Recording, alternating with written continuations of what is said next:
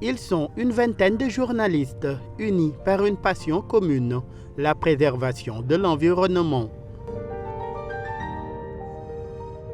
D'où l'initiative de Wetland International de les réunir le temps d'un week-end pour une visite du 21 au 23 mai 2021 à Toubacouta, dans le delta du Saloum, à près de 258 km de Dakar.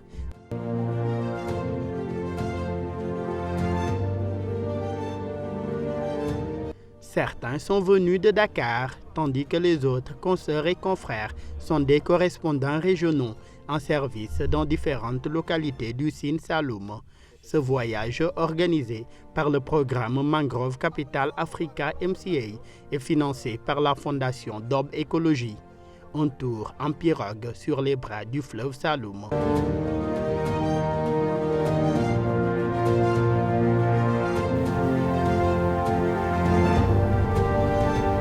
Ce premier jour démarre en compagnie du conservateur de l'aire marine protégée de Bambung, le commandant Lamine Kanté. L'officier des eaux et forêts fait une présentation globale de l'AMP et des spécificités de la localité, ce qui est suivi par un jeu de questions-réponses avec les journalistes sur la mangrove et son impact sur la zone et ses riverains.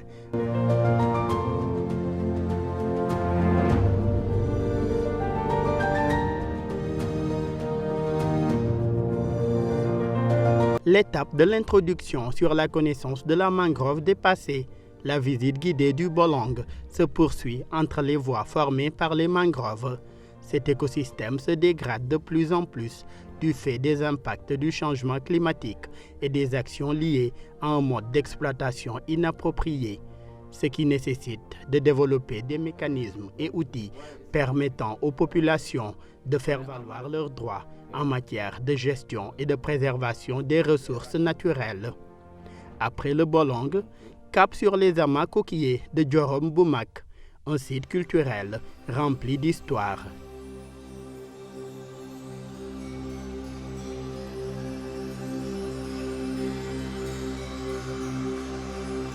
Diorom Boumak est la plus grande des îles aux amas de coquillages qui ont eu à servir de sépulture dans le temps.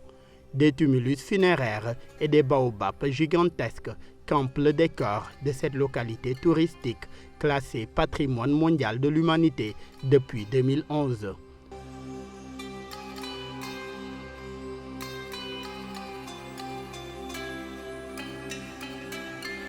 Comme pour annoncer la fin de la visite, le soleil commence à se coucher sur le bras du fleuve Saloum. Mais pas de temps à perdre. C'est le moment idéal pour boucler une journée riche de découvertes par la visite du reposoir des oiseaux. Ce petit îlot de verdure accueille chaque soir au coucher du soleil les oiseaux fréquentant la mangrove, des martins pêcheurs, des pélicans, des aigrettes, des goélandes et autres échassiers sont entre autres espèces recensées. Silence!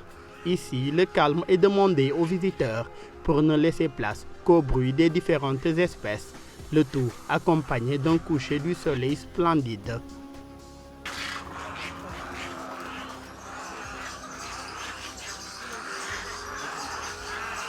Le deuxième jour a démarré avec le point de presse révélant les résultats de l'étude conjointe réalisée par l'Institut pour le développement durable et Wetland International Afrique. Elle évalue la contribution du delta du Saloum au développement local à 964 milliards de francs CFA, soit 1,5 milliard d'euros sur une période de 10 ans. L'éducation environnementale est aussi à l'honneur dans la matinée. La délégation est accueillie à l'école élémentaire Django Mané de Dassilame Serer. Sur place, l'accueil est chaleureux, les visages bienheureux. Le tout dans une ambiance digne de la culture sérère, une communauté locale majoritaire dans la zone.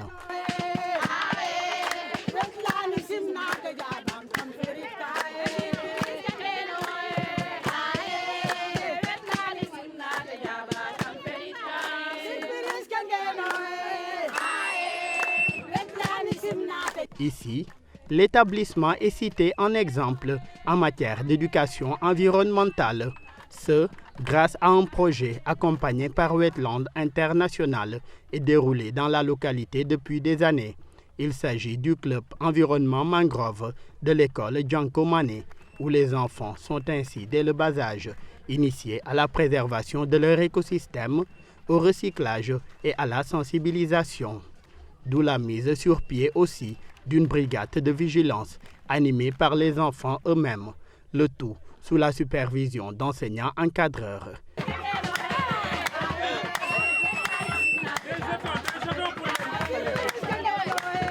Au centre d'interprétation de Toubacouta, c'est en quelque sorte une partie de l'histoire du delta du Saloum qui est exposée dans leur musée, un site qui en vaut le détour.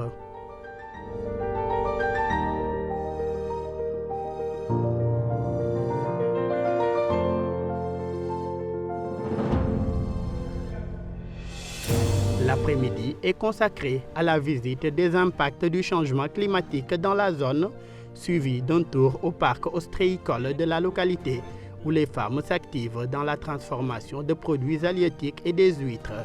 Ce, grâce à la préservation de leur écosystème de mangrove, ce qui leur a également permis de mettre sur pied une unité de transformation de miel. La journée est bouclée par une rencontre avec le GECOM, occasion pour les femmes de ce groupement de revenir sur l'impact économique que représente leur environnement, mais aussi de lancer un appel quant à un marché où écouler leurs produits.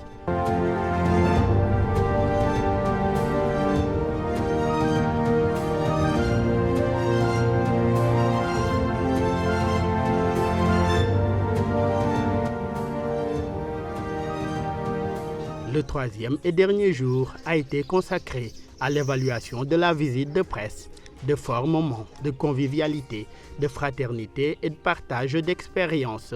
Une visite qui avait pour objectif de diffuser les résultats de l'évaluation des actifs durables, de mieux outiller les professionnels des médias sur la valeur sociale et économique de la mangrove, son rôle écologique et les principales menaces auxquelles la mangrove est confrontée, mais aussi d'informer les autorités et le grand public sur la valeur de la mangrove du delta du Saloum.